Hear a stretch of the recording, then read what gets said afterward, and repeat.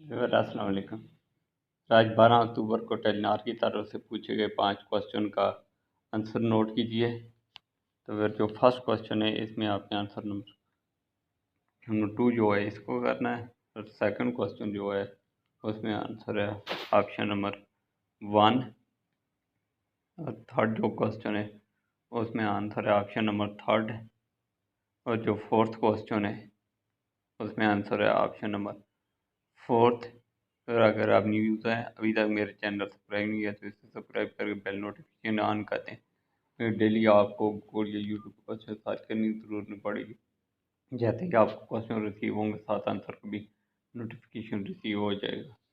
तो वो जो लास्ट क्वेश्चन है 5th, उसमें आपने आंसर करना है ऑप्शन नंबर 2 करके आपने सबमिट कर देना है। और इस वीडियो को ज़्यादा से ज़्यादा लाइक और शेयर करना। थैंक्स।